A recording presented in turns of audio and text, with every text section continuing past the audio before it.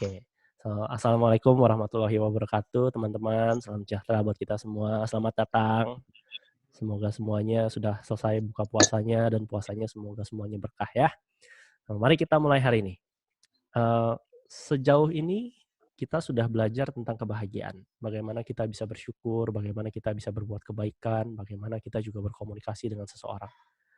Hari ini kita akan belajar tentang berdamai dengan diri sendiri.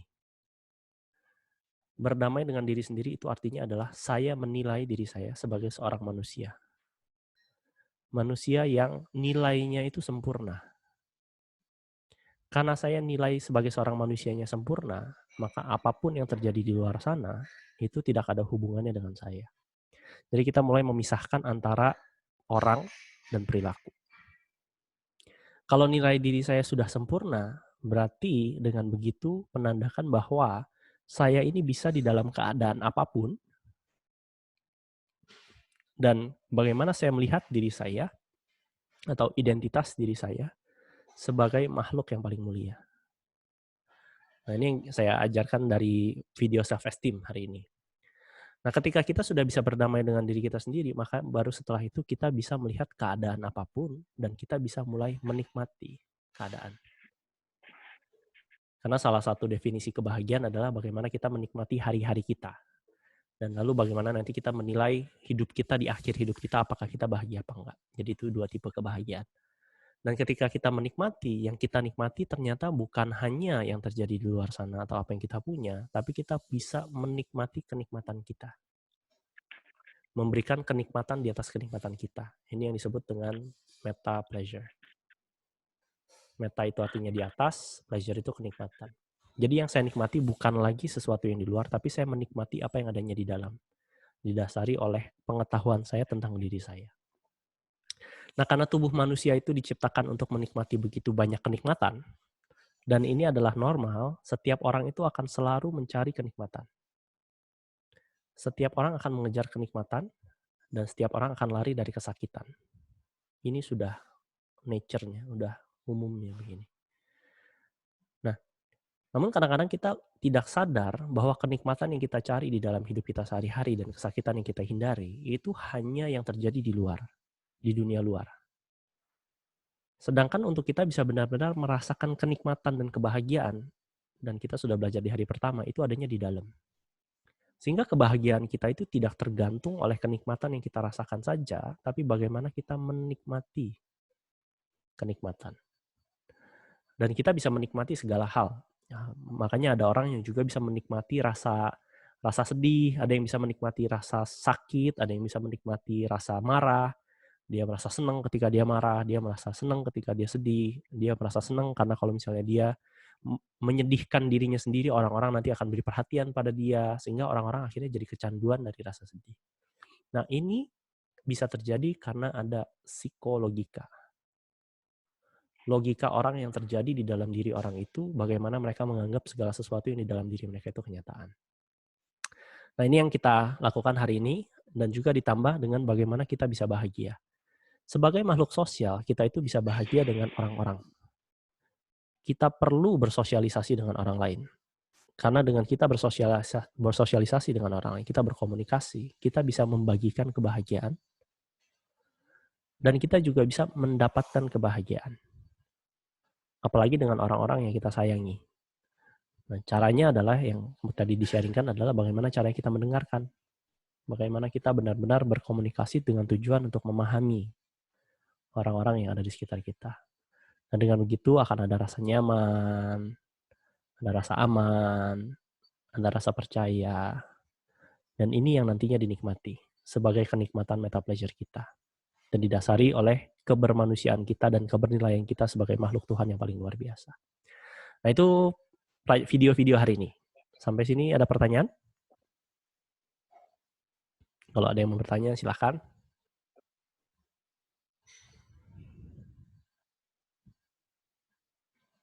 Ada? Oke. Kita lanjut ya. Dengan kita menyadari bahwa kita punya identitas di dalam diri kita. Bagaimana kita melihat diri kita sendiri. Kita punya penilaian atas diri kita sendiri. Diri kita yang sejati. bagaimana kita mengevaluasinya, ini akan sangat berpengaruh terhadap nilai diri kita. Sayangnya banyak orang yang menganggap bahwa nilai diri mereka, nilai diri, itu sama dengan perilaku mereka atau status atau kerjaan mereka. Seolah-olah ketika saya punya sebuah perilaku yang baik, pekerjaan yang baik, status yang tinggi, nilai diri saya ikut naik. Kalau misalnya saya gagal, saya jatuh, berarti nilai diri saya turun. Ketika saya mulai bangkit lagi, mungkin nanti saya akan naik lagi. Sampai akhirnya nanti suatu saat kita mati. Banyak orang yang menganggap bahwa nilai dirinya itu adalah sesuatu yang bersifatnya eksternal. Sifatnya akan apa yang mereka lakukan. Nah, yang terjadi adalah mereka membingungkan antara kepercayaan diri dan nilai diri. Kepercayaan diri ini punya syarat, dalam arti nilai diri saya kalau baik, kalau perilaku saya baik, status saya tinggi, kekayaan saya tinggi, artinya nilai diri saya ini baik. Nilai diri saya bisa naik dan turun. Sehingga ini ada syaratnya. Sedangkan yang hari ini di-sharingkan adalah nilai diri kita itu, ini tidak bersyarat. Ini sudah diberikan sebagai kita manusia mulia, sebagai khalifah, sebagai kita benar-benar makhluk yang punya jati diri ilahi di dalam diri kita, dan ini tidak akan pernah berubah. Apapun yang kita lakukan, apapun yang kita punya, apapun status kita, itu tidak akan mengubah nilai kita sebagai seorang manusia. Kalau kepercayaan diri ini syaratnya adalah skill atau kemampuan, nilai diri ini tidak bersyarat. Karena sebagai manusia nilai kita sama. Makanya dengan begini, kalau kita punya nilai diri yang benar, apapun yang terjadi di dalam hidup kita, kejadian apapun, kita kehilangan pekerjaan kah, kita kehilangan orang yang kita sayang, kita kehilangan status, kita dianggap remeh, kita dihina, kita dicaci maki, itu tidak akan mengubah nilai diri kita. Itu tidak akan mengubah bagaimana kita mengevaluasi diri kita. Dengan begitu kita memiliki nilai diri yang berharga, dan memiliki nilai diri yang berharga inilah sesuatu yang bisa kita bahagiakan. Dengan caranya apa? Dengan kita mensyukurinya. Apapun yang di sana, tidak ada hubungannya dengan yang di sini. Nah, itu yang kita pelajari hari ini. Caranya bagaimana? Caranya 3 hal. Kita butuh 3 state. Cara yang pertama adalah acceptance atau menerima. Yang kedua adalah appreciate atau menghargai. Dan yang ketiga adalah awe atau takjub. Baru setelah ini kita bisa mensyukuri diri kita. Nah, ini sharing kita hari ini. Untuk kita bisa menjadi bahagia, jadilah orang yang punya nilai dirinya tidak bersyarat, tidak menggantungkan nilai diri saya dan kebahagiaan saya itu terhadap sesuatu yang adanya di luar sana, yang bisa diambil, yang bisa dinilai dengan harga. Bahkan ada satu quote yang saya suka, yang mengatakan begini, jangan menaruh kebahagiaan kita terhadap sesuatu yang ada nilai harganya. Karena nilai harga itu bisa didiskon, nilai harga itu bisa diturunkan. Sedangkan kebahagiaan kita itu sebenarnya konstan. Selama kita menyadari bahwa nilai diri kita itu adalah sempurna. Gitu. Nah, sampai sini ada pertanyaan?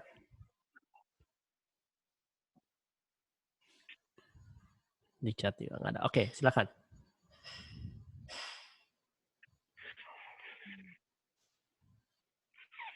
Ini kalau nggak ada pertanyaan kita bubar loh. Berarti udah ngerti semua.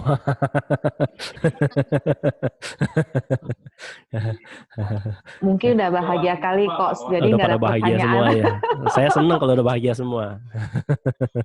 Kayaknya sama yang Kiki bilang di grup tadi, Coach. Iya.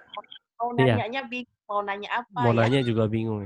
Nah, itu kemungkinannya ada 2. Kemungkinannya trainernya saking jago banget sampai semua udah pada ngerti, atau trainernya bego banget sampai semuanya nggak ngerti. Mau nanya bingung. Yang pastinya sekarang kan intinya belajar bahagia sekarang ini, Coach. Yeah. Istilahnya apa, ada masalah apapun, problem apa, baik di keluarga, baik di bisnis, baik apapun itu.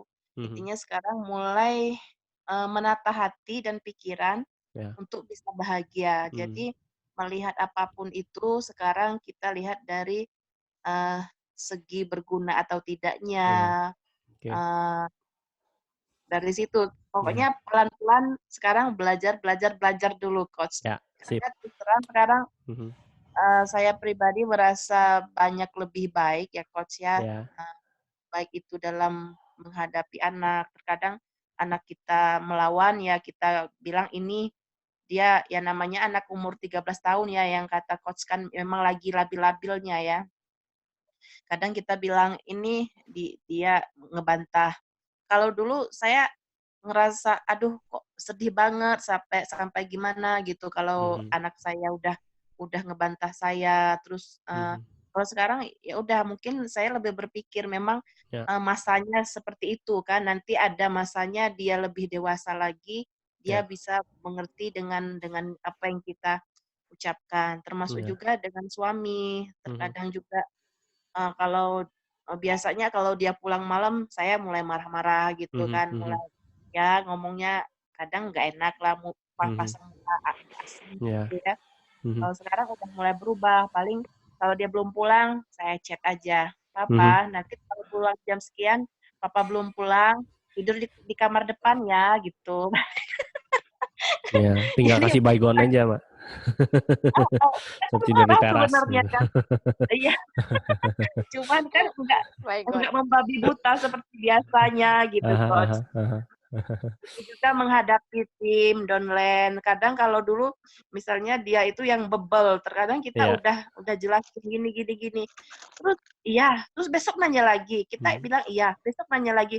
Perasaan itu aja yang ditanyain itu kok nggak mudah-mudah gitu, Coach. Kadang ada rasa kesel kalau dulu kan. Waduh ini downline saya kok gini amat ya.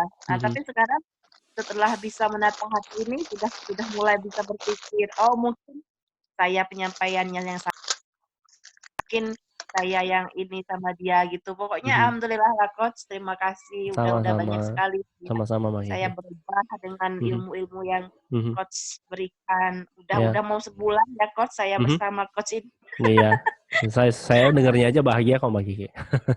Artinya kan kita menebarkan manfaat gitu ya. Nah, iya, yang tadi Mbak Kiki bilang adalah begini.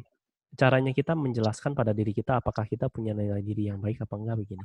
Ketika anakmu melakukan sesuatu atau suamimu itu melakukan sesuatu atau tadi downline-mu melakukan sesuatu sehingga dirimu merasa kesal. Untuk ngecek kita punya nilai diri yang baik apa enggak kita tinggal cek begini. Kata-kata apa yang bermain dalam pikiran saya? Apakah kata-katanya yang saya mainkan itu menyalahkan? Karena kebalikan dari punya nilai diri yang benar adalah kita menyalahkan diri sendiri. Kita bahkan menghakimi diri sendiri. Kita bahkan merendahkan diri sendiri. Dan kadang-kadang kita mendiskount diri sendiri. Nah, diskount diri sendiri saja ini struggle saya yang paling besar sampai saat ini. Saya masih suka mendiskount diri sendiri. Masih menganggap bahwa saya ini nggak mampu. Masih menganggap saya ini mah apalah.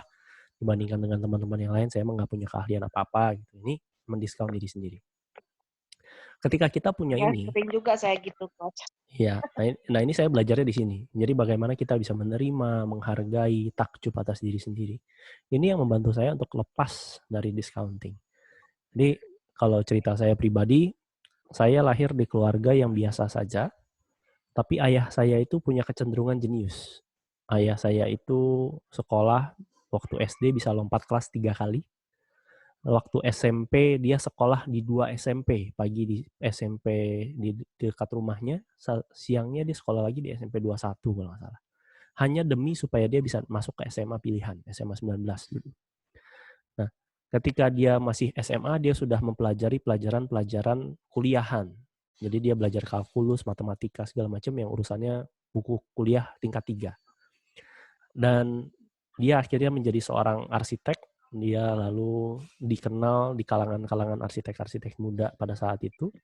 Tapi dia memang tidak memiliki usaha yang sampai gimana banget. Nah, tapi di dalam mata saya melihat dia itu orang yang sangat pintar. Lalu setiap kali saya membandingkan diri saya sama dia, saya tuh kayak nggak ada apa-apanya. Dan ini karena pikiran anak kecil ya.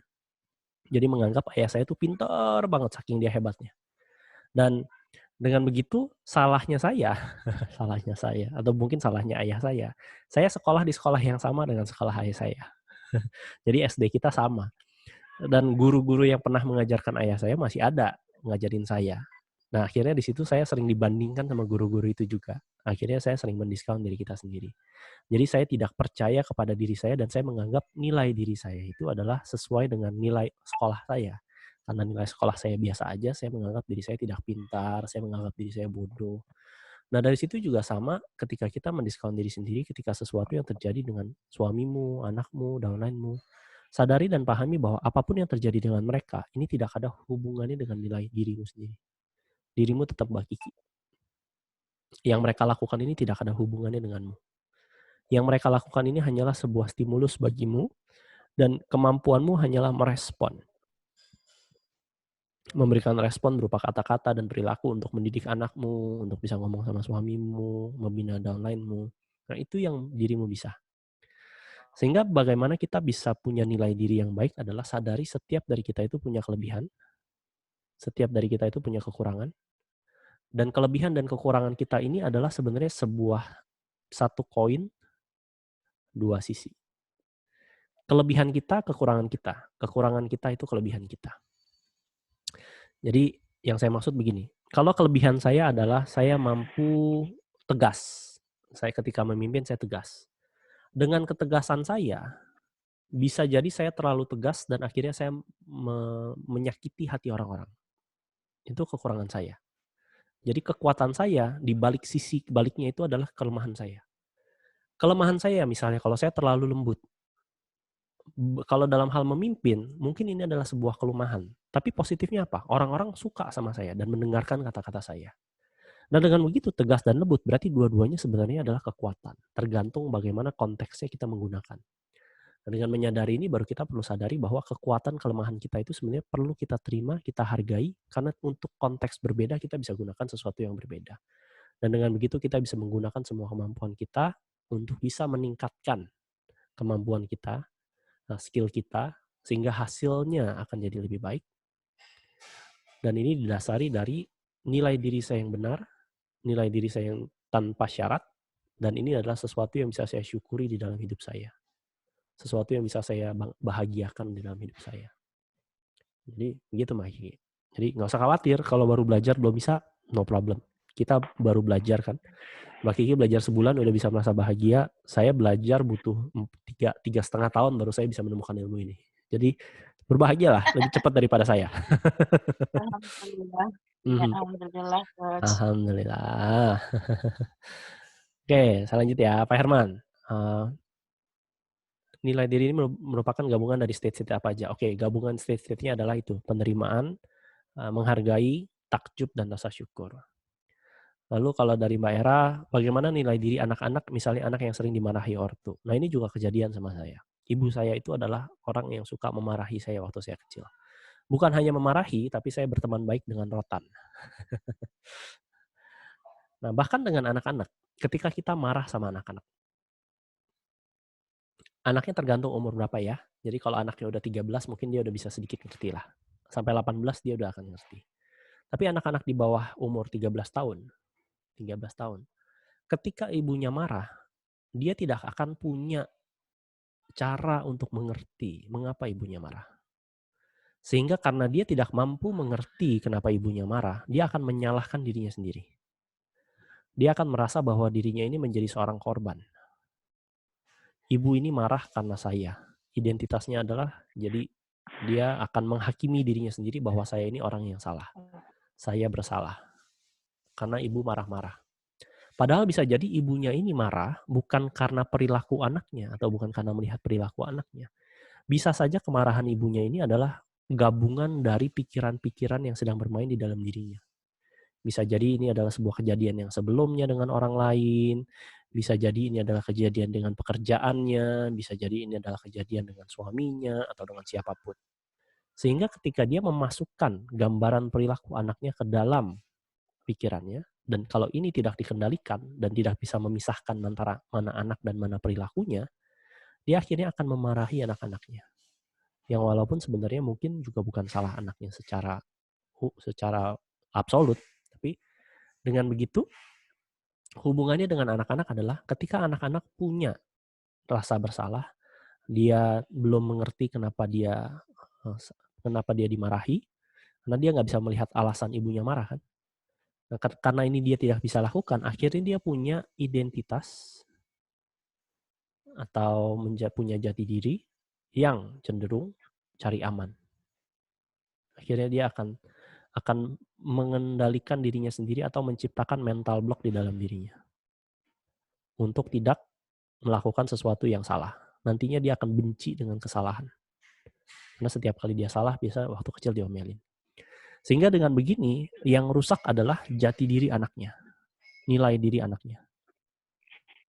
Dengan begitu, nilai diri anaknya ini akan disamakan dengan apa yang dia lakukan. Ada penyamaan. Karena anak-anak kecil itu kan cuma bisa menghubung-hubungkan. Mereka belum bisa memahami logikanya. Jadi mereka hanya menghubungkan. Jadi hubungannya begitu, Mbak Era. Nah, cara mengatasinya gimana? Cara mengatasinya adalah ajarkan bedanya antara perilaku dan orang kepada anak. Jadi kita bisa katakan misalnya anak kita umur 7 tahun, misalnya dia bohong gitu kan. Kita bisa bilang sama dia, "Nah, kamu ini anak yang baik. Ibu cinta sama kamu. Seutuhnya ibu cinta sama kamu. Walaupun saat ini perilakumu ibu nilai sebagai sebuah perilaku yang bohong atau tidak menyatakan kebenaran." Sehingga kita bisa membedakan apa yang dia lakukan. Kita tidak suka sama perilakunya, bukan sama orangnya. Dengan begitu anak itu tidak akan menyalahkan dirinya sendiri. Dengan begitu yang terjadi adalah anak akan mulai melihat perilakunya. Dia akan mulai memisahkan dirinya sama perilakunya. Sehingga dia akan bisa juga menilai nantinya ketika dia dewasa, menilai mana perilaku yang baik, mana perilaku yang salah. Dan bahkan sebenarnya ini juga contoh yang sangat buruk. Anak umur 7 tahun, 8 tahun itu masih belum bisa mengerti bahwa dia itu bohong atau tidak. Karena bagi dia belum punya konsep bohong. Dia belum punya sebuah pengertian tentang bohong. Di dalam pikiran dia itu masih pikiran nyata. Bahkan dia nggak bisa membedakan mana kenyataan dan mana hanya pikiran dia. Makanya kadang-kadang kita sering bilang anak-anak bisa lihat sesuatu, anak-anak bisa lihat sesuatu. Sehingga anak-anak yang belum bisa membedakan mana kenyataan dan mana bayangan, dia akan selalu menganggap pikiran dia itu semua kenyataan. Jadi tidak ada yang bohong bagi dia. Nah, hubungannya gitu, Mbak Era. Jadi itu hubungannya. Kalau itu sudah terjadi, kita perlu bantu anak-anak bagaimana mereka bisa menerima bahwa mereka bisa salah, menghargai diri mereka sendiri, bagaimana mereka bisa takjub atas diri mereka sendiri. Dan anak-anak itu cara paling mengatasinya sebenarnya paling gampang. Selama state kita itu cinta, berikan cinta yang jauh lebih besar dari ketika kita memarahi dia. Dengan begitu cinta kita akan melingkupi, akan memetastatekan marahnya. Sehingga anak-anak itu bisa sadar bahwa kita marah karena cinta, bukan marah karena kita benci. Begitu, Mbak Era. Anak-anak baru tidur. Ini kok ada penjelasan lanjutannya yang di bawah. Jadi yang saya tanyakan, itu anak tetangga ya. Anak saya itu sering melihat. Jadi itu ada pertanyaan saya lanjutan di bawahnya itu ada. Oke, sebentar saya baca dulu. Lalu bagaimana nilai diri anak-anak yang sering melihat seorang ibu yang suka memarahi anaknya? Ini anak dirimu yang melihat ibu-ibu yang memarahi anaknya atau anaknya melihat ibunya yang memarahi? Anak saya yang hampir tiap pagi siang sore melihat anak tetangga memarahi anaknya. Oke. Jadi itu sering gitu, baru bangun pagi gitu ya, itu dari memandikan sudah berteriak. Gitu. Kita beberapa kali sudah berupaya pelan-pelan, cuman kan ya kita nggak punya kuasa apapun, memang sudah memang caranya begitu gitu. Cuman kan anak kita kan terpapar terus dengan hal-hal yang seperti itu. Ya, nah dengan begitu kita bisa ajarkan kepada anak-anak kita apa yang dilakukan oleh orang lain. Ya, misalnya ini adalah perilaku orang lain. Apa yang dilakukan oleh orang lain ini adalah karena kebenaran di dalam diri orang itu. Nah, kita ajarkan aja pada mereka bahwa marah itu bukan berarti ada sesuatu yang memang layak dimarahkan, tapi marah itu karena orang itu yang membuat dirinya sendiri marah. Dan ini bisa kita ajarkan juga kepada anak-anak bahwa kita ini punya cinta atas mereka. Sehingga kita bisa ajarkan, lihat, kita juga bisa ajarkan sebuah pengertian dan sebuah kebijaksanaan pada anak kita. Ketika ada orang yang marah-marah kepada dirimu, itu artinya ada sesuatu yang dirimu lakukan. Perilakukan, ada sesuatu yang dirimu lakukan, lalu dianggap tidak baik oleh orang itu, sehingga orang itu menyatakannya dengan kemarahan. Nah, Dengan begitu kita juga bisa mengajarkan kepada anak-anak kita untuk membedakan mana yang perilaku, mana yang sifatnya adalah sebuah jati diri orangnya. Dan bahkan kita bisa ajarin juga kepada mereka bahwa anak itu pasti anak baik. Anaknya pasti anak baik, namun perilakunya membuat ibunya, membuat orang-orang di sekitar mereka itu tidak nyaman. Sehingga dengan perilaku seperti itu akhirnya ibunya karena tidak punya kemampuan lebih, karena tidak bisa menyatakan cintanya dengan lebih baik, dia memilih dengan kata-kata marah-marah. Lalu kita juga bisa ajarkan kepada anak-anak kita bahwa setiap orang itu akan memiliki niat baik, maksud positif. Jadi ketika walaupun ibunya anak itu marah, sebenarnya ibu itu punya niat baik loh. Niat baiknya adalah untuk mengajarkan misalnya. Niat baiknya adalah untuk menjadikan anaknya lebih baik, lebih soleh, menjadi anak-anak yang lebih sopan, lebih santun. Dan dengan begitu kita mengajarkan kepada anak kita perilaku-perilaku yang bisa mereka lakukan. Perilaku-perilaku yang bisa mereka tunjukkan kepada orang tuanya untuk menyatakan bahwa anak yang baik adalah seperti itu. Begitu Mbak Era. Oh iya ya, jadi memang yang dikontrol kita adalah anak kita, sekaligus kita memberikan makna kejadian itu kepada anak kita. Betul, ya? karena kita nggak bisa mengendalikan orang tua yang sudah marah-marah sama anaknya kan. Iya, sekaligus itu menjadi media belajar kita untuk mulai berkomunikasi ke anak kita tentang bahwa semua orang baik, itu bisa jadi perilakunya kebetulan kurang baik gitu ya, sehingga dia dimarahi ibunya. Jadi mungkin nilai-nilai sederhana yang bisa saya sampaikan ke anak saya gitu Coach ya. Iya, dan itu juga tergantung umur ya Mbak Era? Ya, anak saya usianya ada yang 2,5 tahun sama 7 tahun. Yang 2,5 tahun pasti nggak akan ngerti Mbak Era. Yang 2,5 tahun ketika mereka melihat orang-orang marah, pastikan saja mereka itu sedang dibalut cinta. Jadi karena anak umur 2 tahun itu akan takut dengan suara keras. Iya, jadi kalau misalnya seringnya si ibu itu kan suka dengan anak saya yang 2 tahun, tapi anak saya begitu dideketin selalu ketakutan, gitu, selalu menjerit gitu. Iya, karena anak umur 2 tahun itu akan cenderung takut dengan suara keras. Sehingga nanti dia akan mengasosiasikan suara keras dengan marah-marah. Atau bahkan dia akan mengasosiasikan si ibu itu dengan ketakutannya dia, sehingga nanti yang jadi adalah dia takut dengan si ibu itu. Begitu. Iya, dan itu kami juga kaget itu reaksinya kalau begitu. Iya. Iya, begitu, Mbak Era. Sama-sama. Oke, lalu Bu Kim Jul. Lingkungan dan masyarakat sering memberi nilai tinggi kepada mereka yang lebih banyak harta, lebih tinggi jabatan, lebih intelek, materi yang menonjol, sehingga membuat orang berlomba-lomba mengejar apa yang ada di luar. Gimana pendapat saya? Iya, pendapat saya itu sangat normal, Bu Kim Jul. Itulah sebuah budaya, sebuah kultur yang diajarkan kepada kita. Kita ini hidup karena kita hidup di masa-masa di mana orang tua kita itu mengalami sebuah keadaan. Di dalam masa hidup orang tua itu mereka mengalami sebuah penderitaan. Sehingga dengan begitu mereka akan punya satu frame atau mereka akan punya cara berpikir bahwa anak-anak mereka itu perlu sukses. Karena mereka punya berpikir anak-anak mereka itu perlu sukses, mereka sangat kuat di dalam niat baik mereka, menjadikan anak-anaknya itu lebih bahagia. Ini angkatan-angkatan saya. Sehingga yang diberikan kepada anak-anaknya seolah-olah untuk bisa membayar penderitaan mereka di masa lalu, mereka memberikan barang. Mereka memberikan kenyamanan.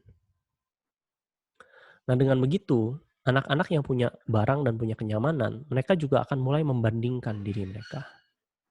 Sedari kecil kita dibanding-bandingkan dengan orang lain yang seandainya orang itu punya mainan apa, kita pengen punya, kita minta, lalu karena orang tua itu sayang pada kita, mereka membelikannya pada kita. Dan seolah-olah akhirnya barang itu menjadi tanda sayang, tanda cinta. Dan ini sangat kental di dalam masyarakat kita, di mana masyarakat Indonesia itu kebanyakan sifatnya secara kultural itu kolektif. Masyarakat yang sifatnya kolektif, kita akan cenderung membandingkan. Dan bukan hanya saja membandingkan karena kita ini kolektif, tapi masyarakat Indonesia itu secara kultural, kita itu sangat menghargai orang-orang yang punya perbedaan. Orang-orang yang beda, dalam artian orang-orang yang punya kuasa.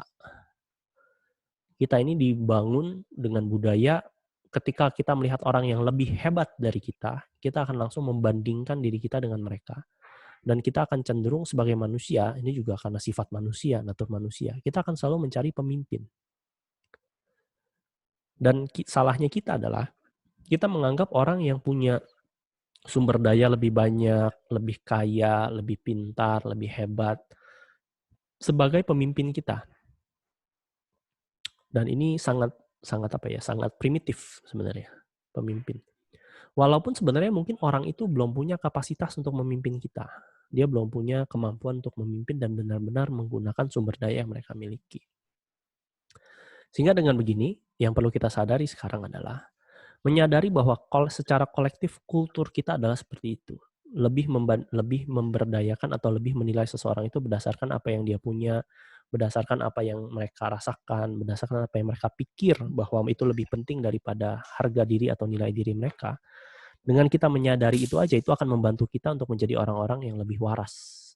Orang-orang yang tidak termakan dengan cultural frame yang dialami oleh orang tua kita. Sehingga dengan begitu, tugas kita sebenarnya adalah mengajarkan kepada generasi-generasi di bawah kita. Supaya mereka lebih menghargai orang itu karena orang itu sebagai manusia, bukan sebagai orang-orang yang punya kuasa, orang-orang yang punya harta, yang punya tahta.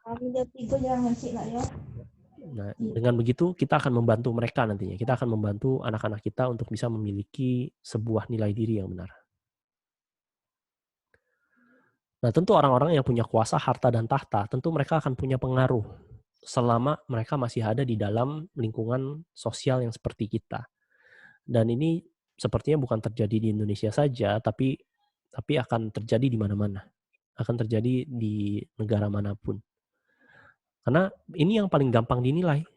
Harta, tahta, kuasa itu yang paling gampang dinilai. Apalagi harta ya. Kita tinggal lihat aja mobilnya keluaran apa, harganya berapa, kita bisa langsung tahu. Mobilnya ada berapa di dunia bahkan, atau rumahnya segede apa, harga rumahnya apa. Ini yang paling gampang dinilai. Gampang sekali dinilai. Dan ini gampang sekali dibandingkan. Namun yang namanya nilai diri, itu sebenarnya tidak perlu dinilai, karena nilai diri itu konstan. Nilai diri itu tidak ada kaitannya dengan sesuatu yang di luar. Oleh karena itu, itulah yang kita pelajari, melepaskan diri dari perbandingan-perbandingan seperti itu. Sehingga kita tidak lagi perlu membandingkan antara diri kita dengan orang lain. Inilah kenapa ketika saya belajar ini, sekarang saya bisa dengan tenang, bisa dengan senang hati bertemu siapapun. Mau itu artis kek, mau itu orang gede, mau orang itu milioner, mau triliuner, mau presiden, toh kita sama-sama manusia. Kalau kita sama-sama manusia, otomatis kita sebenarnya tidak ada bedanya kok di mata Tuhan. Dengan begitu yang bisa kita lakukan adalah membangun komunikasi. Dan dengan begitu juga saya tidak perlu lagi rendah diri ketika saya bertemu dengan orang-orang yang saya anggap lebih hebat. Justru saya jadikan orang-orang yang lebih hebat dari saya itu sebagai kesempatan buat saya belajar. Kesempatan untuk kita bisa menjadi orang yang lebih baik. Bahkan di lingkungan sosial kita juga saya justru mencari orang-orang yang jauh lebih hebat daripada saya. Mencari orang-orang yang bisa saya pelajari. Dan bahkan saya bisa belajar dari semua orang. Tidak terlepas jabatannya, tidak terlepas pekerjaannya. Bahkan saya bisa belajar dari pemulung yang ada di depan rumah saya. Saya bisa belajar dari satpam-satpam yang ada di kompleks rumah saya. Dan saya juga bisa belajar dari orang-orang yang punya bisnisnya, beberapa bisnis yang besar-besar. Dan dengan begitu kita menjadikan diri kita sebagai sesama manusia dan kita bisa lebih menghormati mereka. Jadi kalau pendapat saya, sayangnya kita tinggal di dalam situasi kondisi di mana orang-orang lebih mementingkan hal itu. Yang pada kenyataannya sebenarnya nggak ada apa-apanya. Itu tidak membedakan kita sebagai seorang manusia. Begitu Bu Kim Cuk. Itu kalau tanya pendapat saya. Dan sayangnya banyak orang yang masih terjebak sehingga mereka menganggap bahwa kebahagiaan mereka itu adanya di luar. Dengan status, dengan harta, dengan tahta. Nah orang-orang yang punya nilai diri, ketika mereka tidak lagi mempedulikan harta, tahta, dan kuasa, mereka nggak akan bisa kena yang namanya post-power syndrome. Pernah dengar nggak ada yang direktur yang dulunya berkuasa, lalu ketika mereka pensiun mereka stres? Post-power syndrome. Atau dulunya jadi orang hebat, lalu tiba-tiba bangkrut, terus akhirnya mereka menganggap mereka nggak layak hidup, terus bunuh diri. Nah, itu terjadi karena nilai dirinya itu sudah tergabung dengan apa yang mereka miliki. Nah, begitu. Begitu Bu Kim Cuk. Setuju dengan pendapatnya. Mhm. Keren. Ya, sama-sama Bu Hinco. Coach, mau Yes, nanya Coach. silakan. Syahril Coach Medan. Iya, silakan Mas Arif. Tadi tertarik dengan apa yang Coach sampaikan tentang post power syndrome. Mungkin kalau saya melihat saya sebagai karyawan juga harus mempersiapkan itu pada saat nanti saya sudah pensiun mungkin ya. Walaupun pensiun saya mungkin kalau panjang umur saya masih lama ya, masih di atas 15 tahun. Tapi saya melihat para pemimpin saya, para leader saya ada yang tanda kutip mengidap post power syndrome. Jadi udah pensiun tapi masih ngurusin, masih mau campur tangan, ya masih mau ngurusin lah intinya masalah pekerjaan. Masih mau berkuasa. Masih mau berkuasa dan masih butuh penghormatan dari masyarakat. Yang ingin saya tanyakan, apa sih persiapan kita untuk menjelang masa pensiun atau masa tidak menjadi pejabat lagi, kembali kepada orang biasa, sehingga kita dalam masa itu masih bisa berhubungan baik dengan para mantan anak buah kita mungkin, atau teman-teman kita di dan masih bisa saling memahami dan masih saling menghargai gitu. Mungkin itu pertanyaannya. Oke. Nah, kalau yang kita pelajari dari hari ini adalah ketika kita sudah menganggap diri kita ini sebagai seorang manusia yang berharga, nilai diri kita itu sudah konstan. Ketika kita sudah bisa melepaskan diri kita dari godaan. Kenapa saya bilang godaan? Karena ini sangat menggoda. Dari kuasa. Kuasa ini sangat intoxicating, dalam arti ini sangat candu sebenarnya. Kuasa itu tuh sangat bikin candu. Ketika kita sudah bisa mengerti bahwa nilai diri saya ini adalah konstan, bahwa saya ini secara pribadi sebagai seorang manusia ini adalah sesuatu yang berharga. Dengan begitu saya bisa melepaskan diri saya dari keinginan saya untuk berkuasa. Dengan menyadari tentunya bahwa saya sebagai manusia, perilaku saya atau sesuatu yang di luar sana, saat ini jabatan saya itu punya kuasa. Tapi jabatan saya itu bukan saya. Kuasa saya ini bukan saya. Harta saya ini bukan saya. Saya adalah saya. Saya manusia. Dan dengan kita menyadari ini aja, kita bisa melepaskan bahwa nanti kalau misalnya sudah pensiun, kita sudah tidak punya kuasa, itu tidak akan mengubah kenyataan bahwa saya ini tetap manusia. Sehingga juga yang kita pelajari bahwa kemarin kita tidak bisa memprediksi kebahagiaan kita ketika kita sudah di masa depan. Ketika nantinya kita pensiun, pemikiran kalau kita punya kuasa, kalau ini kita anggap akan membahagiakan kita, atau level kebahagiaan kita naik. Ini adalah sebuah mitos. Karena level kebahagiaan kita ketika kita pensiun maupun ketika kita sekarang masih bekerja, kemungkinan besar itu nanti sama. Sama dalam artian begini. Kita kalau memikirkannya sekarang, kita akan berpikir bahwa level kebahagiaan saya akan turun. Bahwa saya menjadi tidak bernilai. Namun kita melupakan satu cara berpikir yang begini. Kita lupa bahwa nantinya ketika saya sudah benar-benar pensiun, saya akan memiliki banyak hal yang akan bisa membantu saya membawa level kebahagiaan kita itu lebih tinggi atau sama seperti sekarang. Ini yang disebut dengan psychological immune system. Secara psikologis, nanti waktu kita sudah pensiun, kita jangan dibandingkan dengan apa yang kita punya sekarang. Kalau kita bandingkan dengan apa yang kita punya sekarang, kita akan merasa bahwa saya nggak akan nyaman ketika saya nanti pensiun. Kalau saya bandingkan dengan kuasa yang saya miliki saat ini, lalu ketika saya pensiun, saya berpikir kuasa itu saya nggak punya lagi, otomatis level bahagia kita menurut saya sekarang itu akan turun. Namun pada kenyataannya nanti setelah 15 tahun, keadaan akan jauh berubah. Kenapa? Cara pikir kita sudah berubah. Bagaimana kita melihat dunia sudah berubah. Pengalaman kita sudah berubah. Pemahaman kita sudah berubah. Yang tidak berubah apa? Saya sebagai manusia. Ini yang tetap, yang konstan. Nah, dengan begitu, makanya kita nggak bisa sama sekali memprediksikan level kebahagiaan kita di masa depan. Baik itu baik atau buruk, lebih bahagia atau tidak. Kemungkinan besar level kita akan sama. Supaya kita menentukan levelnya nanti lebih tinggi bagaimana? Berarti kita perlu mempersiapkan saat-saat ini. Apa yang perlu saya pelajari saat ini, supaya nanti ketika saya di sini, cara pikir saya udah beda. Sebagai manusia, saya sudah menjadi lebih bijaksana, saya lebih punya cara pikir yang lebih matang, saya bisa mempersiapkan diri saya dengan apapun yang perlu saya siapkan. Memahami bahwa kuasa ini adalah sesuatu yang ada di luar sana. Dan ketika kita menaruh kebahagiaan kita adanya yang di luar sana, kita nggak akan pernah bahagia. Karena itu bisa dengan mudah diambil. Berapa banyak orang yang merasa mereka bahagia sekarang ketika zaman sekarang masih punya pekerjaan. Tiba-tiba COVID datang, banyak sekali yang di PHK. Banyak yang kehilangan pekerjaannya. Dan tiba-tiba mereka tidak bahagia. Beda dengan orang-orang yang tahu dan sadar bahwa kebahagiaan itu adanya di dalam dan mereka bisa menggali sumber daya yang ada di dalam diri mereka. Sebagai seorang manusia kita punya sumber daya. Dan jangan biarkan sumber daya kita itu tertutup dengan sesuatu yang dengan mudah hilang di luar sana. Gitu Mas Ariel. Iya Coach. So, menjawab kah? Jadi artinya sekarang kita harus menyiapkan diri lah Coach ya. Itu artinya mencari pengalaman, mencari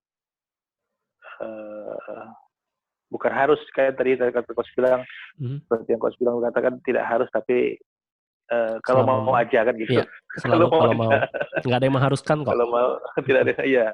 Artinya mencari pengalaman, mencari persiapan. Karena memang sangat tak dipandang tidak bagus sekali post-power syndrome itu bagi kita yang masih bekerja terhadap mantan atasan kita yang mengidap itu gitu loh. Iya.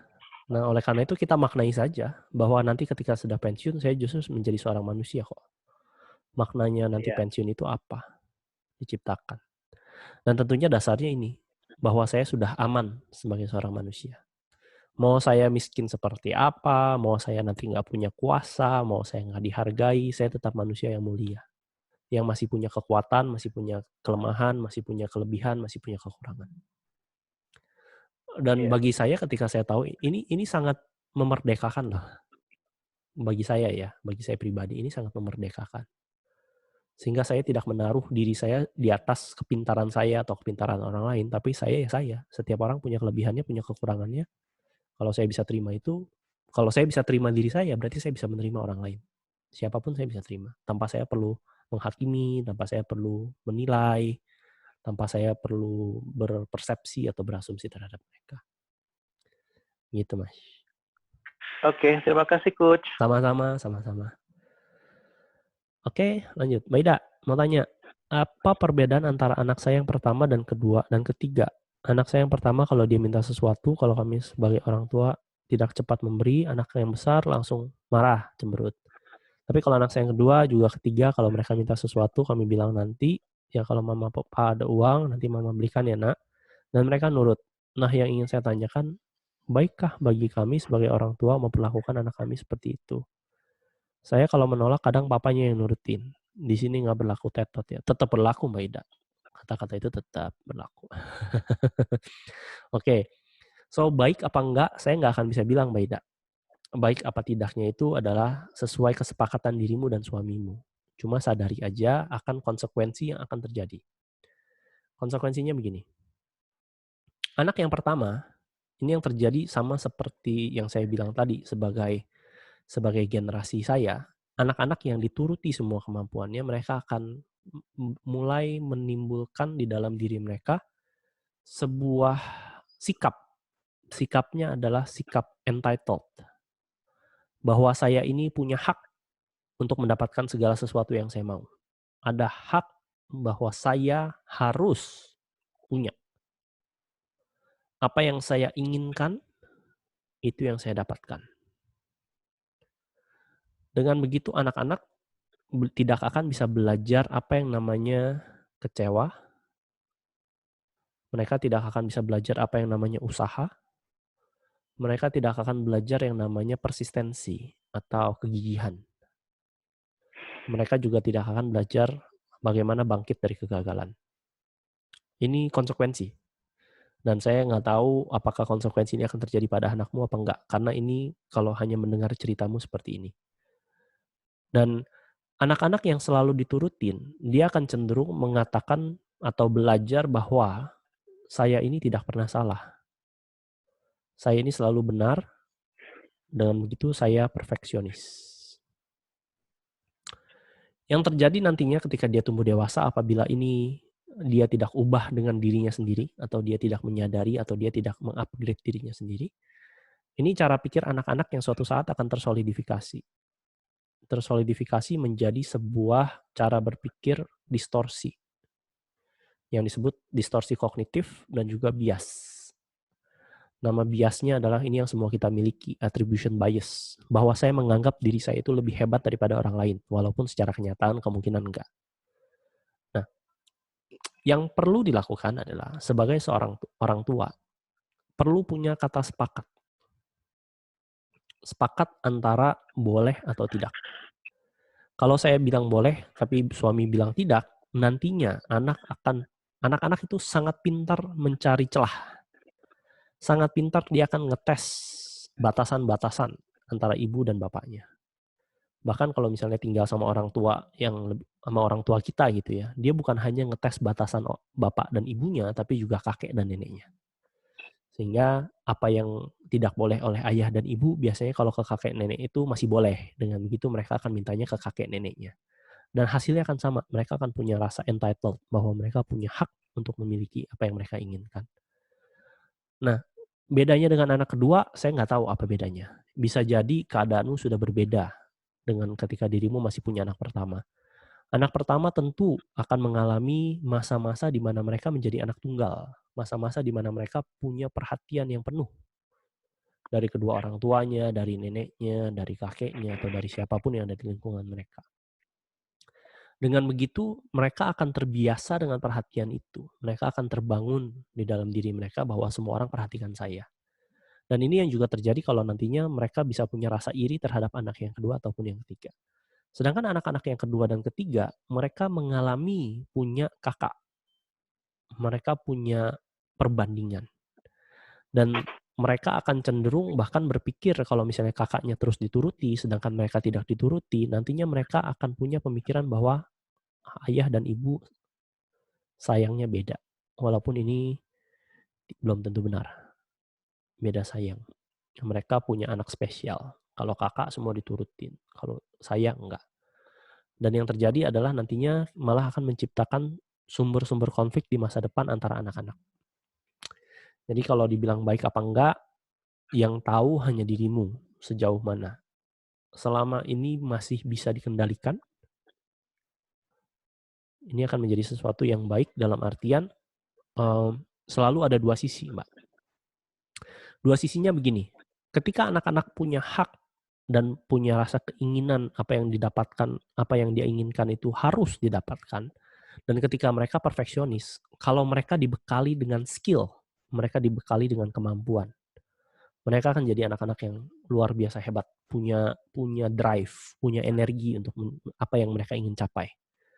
Dan mereka akan mengusahakan segala sesuatunya sampai mereka dapatkan apa yang mereka inginkan. Namun kendalanya adalah nantinya mereka akan takut gagal. Ketika gagal, mereka akan memiliki sebuah nilai diri yang langsung hancur biasanya. Nah, ini juga kejadian dengan orang-orang yang saya kenal yang dulunya adalah orang-orang hebat, namun begitu gagal sekali mereka langsung runtuh. Mereka langsung menganggap diri mereka nggak berguna. Jadi itu konsekuensinya. Dan bisa juga kepada anak-anakmu ini ada nggak sisi baiknya? Bisa saja ada sisi baiknya dalam artian ketika mereka menyadari bahwa ada anak spesial dan mereka punya rasa beda sayang, ini bisa menimbulkan di dalam diri mereka juga energi. Energi apa? Energi dan drive untuk membuktikan bahwa saya ini juga layak disayangi. Dan dengan begitu mereka juga akan berusaha. Sehingga ini kalau dibilang baik apa enggak, dua-duanya ada sisi baiknya, dua-duanya ada sisi buruknya. Nah, ini yang dirimu perlu tentukan di dalam dirimu sendiri. Di dalam keluargamu seperti apa juga saya nggak tahu. Jadi maka itu perlu sekali kejujuran dalam dirimu dan diri suamimu untuk bisa mengetahui apa yang terjadi apa yang diinginkan, dibawa arahnya mau dibawa kemana, dan dengan begitu nanti dirimu baru bisa menentukan apa yang perlu dirimu lakukan. Begitu, Mbak Ida. Oke, semoga ini menjawab ya. Jadi kalau baik apa enggak, dirimu yang tentukan baik apa enggaknya. Dua-duanya ada baiknya, dua-duanya ada buruknya. Oke, lalu berikutnya. Berikutnya adalah Mbak Nia. Suami suka marah-marah sama anak-anak. Apakah dampak ini baik sama anak-anak? Sementara saya selalu menengahi agar tidak terjadi kemarahan yang terus-menerus. Karena saya membela anak-anak, akhirnya suami jadi mendiami anak-anak. Apakah ini benar? Kalau pertanyaannya benar apa enggak, Mbak Nia, jawabannya adalah benar. Ya, dirimu benar menurut pemikiranmu sendiri. Maksudnya gini, Coach, Ya. dampak ke anak-anak gitu, baik atau tidak gitu. Terus perkembangannya bagaimana gitu. Anakmu umur berapa? Yang tua umur 14 nanti Yang bulan Oktober. Yang kecil nomor 2 umur 12. Jadi 14, lagi 12. memang lagi masa-masa cihuy lah pokoknya. Yes. Karena ini masa-masa mereka sedang mencari jati diri kan? Iya, betul, Coach. Oke. Nah, kalau misalnya begitu, ketika suamimu marah, yang perlu dirimu lakukan sebenarnya bukan menengahi, tapi lebih memahami apa yang membuat suamimu marah, dan sampaikan pemahaman ini kepada anakmu, supaya anakmu bisa mengerti. Sehingga anakmu tidak mengenal ayahnya sebagai orang yang sukanya marah-marah doang. Karena kalau nanti mereka lalu menginternalisasi di dalam jati diri mereka, bahwa saya punya ayah yang marah-marah. Anak-anak kan akan melabel ya. Anak-anak itu kemampuan cara berpikirnya karena belum seperti kita, mereka akan melabel. Mereka akan menyamakan ayah dengan marah. Yang terjadi di dalam diri mereka apabila ini tidak mereka sadari dalam diri mereka sendiri adalah ketika mereka suatu saat punya keluarga. Anakmu laki-laki apa perempuan? Sepasang, Coach. Sepasang. Yang kecil yang besar laki-laki. Oke. Nantinya yang nomor 2 perempuan. Oke, nantinya yang besar ketika dia menjadi seorang ayah, dia akan bisa mengikuti ayahnya. Karena anak-anak itu memodel orang tua. Mengikuti ayahnya jadi orang yang marah-marah. Itu satu. Yang perempuan nantinya akan memaklumi kalau suaminya marah-marah. Kalau itu dijadikan sebagai sebuah identitas di dalam diri mereka. Dan tentunya ini saya hanya menggunakan persepsi saya dari apa yang saya tahu ya Mbak. Ini saya bukan meramalkan, tapi ini apa yang bisa terjadi. Nah, cara membenarkannya adalah membuat si ayah mengerti mengapa dia marah dengan emosinya, mengerti makna apa yang dia berikan sehingga dia marah, mengerti bagaimana caranya marah dengan tepat. Dalam artian, marah karena emosi itu boleh, karena ada sesuatu yang terganggu, ada sesuatu yang tidak sesuai dengan ekspektasi dia, ada yang sesuatu yang tidak sesuai dengan nilai-nilai hidupnya dia yang penting, sehingga dia marah-marah. Namun marahnya, caranya tentu bukan teriak-teriak. Tentu caranya bukan pukul. Itu, Coach. Karena ini nggak akan menyampaikan pesannya. Anak-anak hanya tahu bahwa bapaknya marah-marah, pesannya nggak ada. Sehingga Coach. marah itu hanya signal. Marah bukan perintah untuk teriak dan takut. Pukul. Dengan begitu, yang perlu diajarkan pada suamimu adalah marah yang tepat. Marah yang komunikatif. Itulah, Coach, yang jadi kendalanya. Maksud saya menengahi itu bukan saat dia marah dengan anak-anak, kemudian saya membela anak-anak di depan membela anak-anak di depan anak-anak gitu. Tidak gitu loh. Saya berusaha mengkomunikasikan gitu ya segala sesuatunya, tapi dia tetap pada pendiriannya gitu maksudnya. Dia gini, Coach, dia kan marah karena anak-anak pegang handphone gitu loh. Setelah handphone disita, terus anak-anak nonton TV. TV pun dimatikan gitu loh. Karena background-nya suami saya itu yaitu sama seperti ayahnya Coach. Orangnya sangat pintar gitu. Dan dia ingin membentuk anak-anak itu seperti dia gitu. Ya. Yang selalu ranking 1 umum, yang Wow. punya prestasi gitu. Sementara anak-anak saya ini, saya lihat itu tidak seperti bapaknya gitu. Mereka pintar-pintar, tapi tidak sepintar bapaknya gitu loh, Coach. Jadi saya itu mencoba menjadi teman gitu buat anak-anak. Jadi maksud saya belajar dan bermain itu imbang gitu loh, Coach. Jangan setiap saat mau dijadikan untuk belajar gitu. Sementara si S ini tidak terima gitu.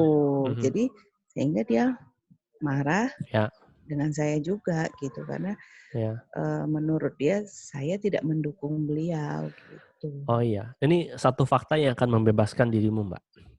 Anakmu yang laki-laki itu kepintarannya 50% darimu.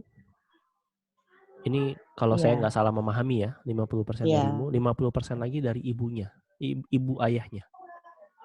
Kalau saya tidak salah paham, saya pernah baca di mana gitu, saya lupa. Tapi anakmu yang perempuan, kepintarannya itu 100% dirimu. Soal IQ ya, bukan IQ ya. Tingkat IQ. Nah, itu dia, Coach. Itu juga yang jadi permasalahannya. Kalau di tes saat tes IQ dan EQ, anak-anak saya itu jenius, Coach. Nah, jadi malah kemarin waktu ada Hendrik Method, Dr. Hendrik Method itu anak saya di tes dan dia bilang anak saya Habibie kedua gitu. Tapi saya memang belum menemukan Habibie kedua di dalam diri anak saya tuh belum. Cuman memang saat mereka belajar dia santai banget kok. Tapi memang nilai mereka tuh nggak ada yang kayak anak-anak yang nggak belajar tuh enggak gitu loh, Coach. Memang dia nggak ranking 1, nggak ini, tapi kalau menurut saya sih dengan kualitas mereka yang belajar begitu, dia dapat begitu tuh udah wow banget gitu. Dan kepintaran itu ada 9, Mbak. Jadi mereka itu jenius di bidang apa, bapaknya jenius di bidang apa, kan kita juga nggak tahu. Kayak saya, mungkin ayah saya itu jeniusnya di eksakta. Saya kalau dites mungkin jeniusnya saya di linguistik. Nah itu anak yang tua itu di eksakta, Coach. Jadi dia untuk yang bermain dengan angka-angka itu wah dengan kedipan mata gitu. Itu nggak diragukan gitu loh, Coach.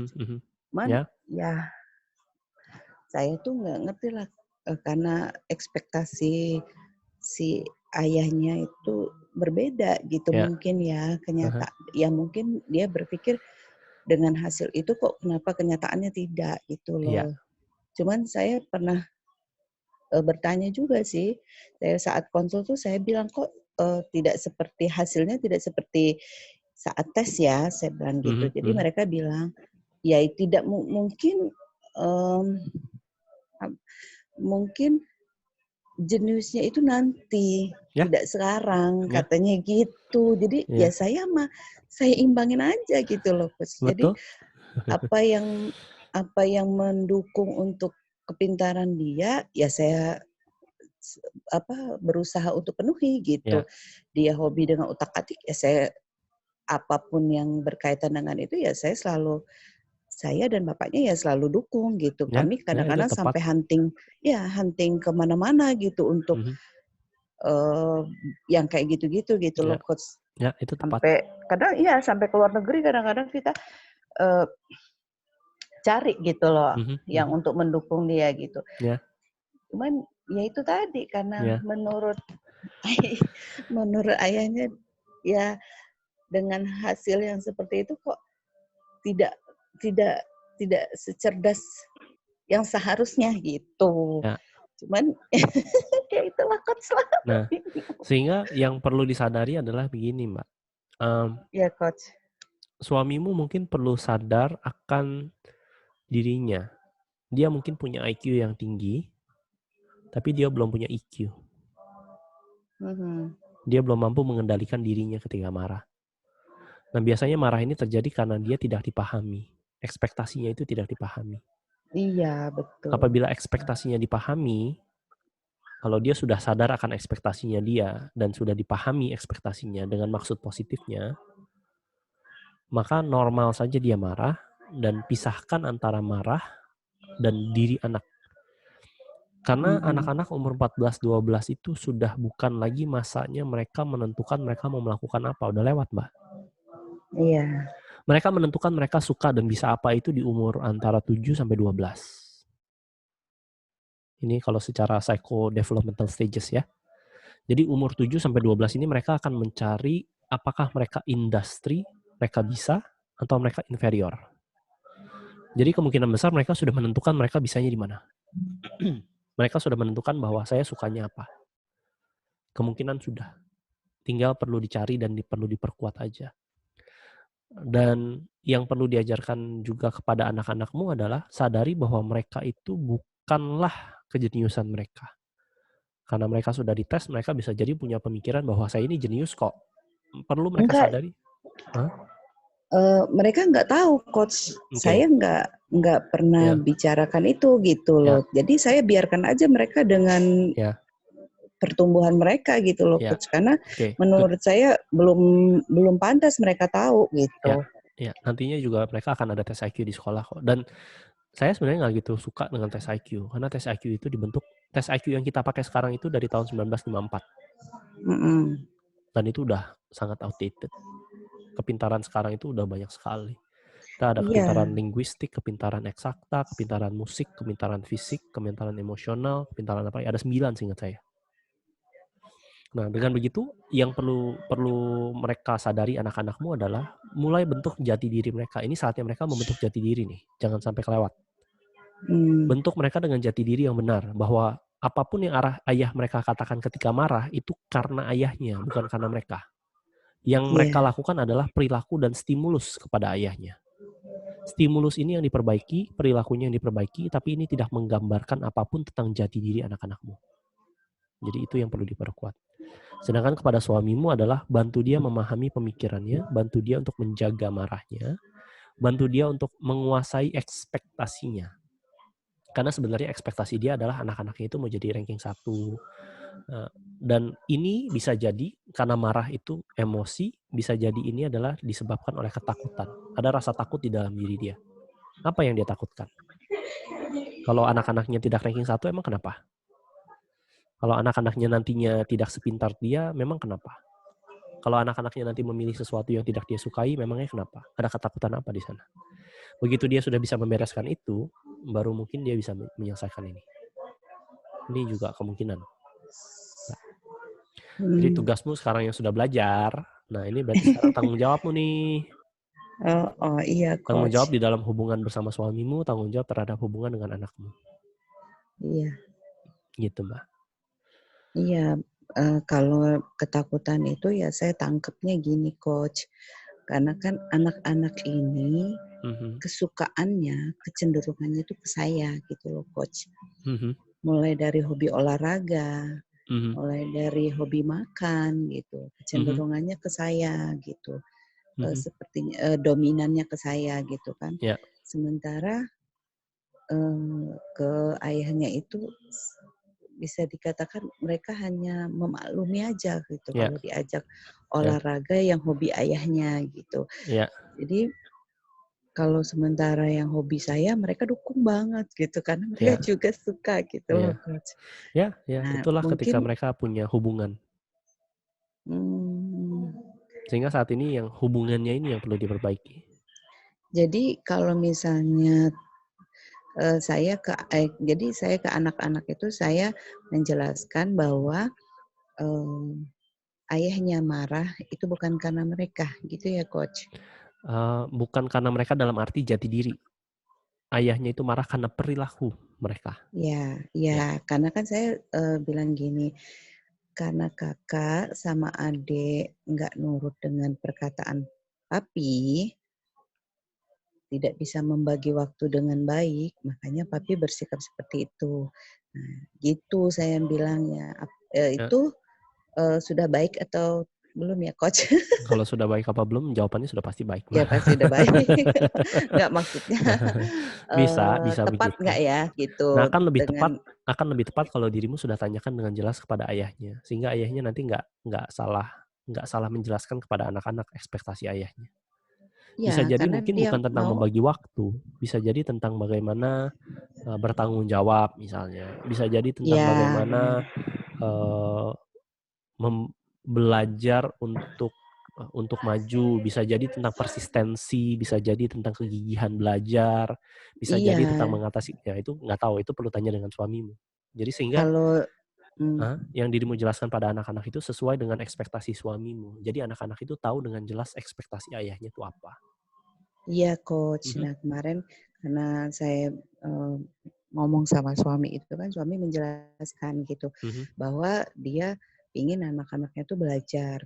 Materi yang sudah dia bawa itu dipelajari gitu. Jadi saya juga ngomong ke anak-anak gitu, bahwa ayahnya mau mereka belajar. Apa yang sudah dibawa ayahnya tolong dihargai. Saya bilang gitu. Ini kan demi kepentingan kalian juga, saya bilang gitu. Ya saya cuma bisa menjelaskan seperti itu gitu loh, Coach, karena menurut saya ya saya nggak bela siapa-siapa, karena menurut saya suami saya ya benar juga gitu dia marah itu, cuman caranya yang saya. Ya, dan minta suami pisahkan antara marah dan caranya. Iya itu mungkin dia juga ada masalah yang lain, mungkin di kantor atau di mana gitu. Nah menurut saya ini mah, Coach. Jadi saya hanya meraba-raba karena saya nggak berani bertanya kan. Dan memang ini Tuhan itu adil kalau saya bilang. Jadi orang-orang yang punya IQ tinggi itu memang godaannya banyak. Dan tentunya nantinya ketika berbicara dengan suamimu, dia akan punya begitu banyak alasan yang saking rumitnya sampai dia itu termakan alasannya sendiri.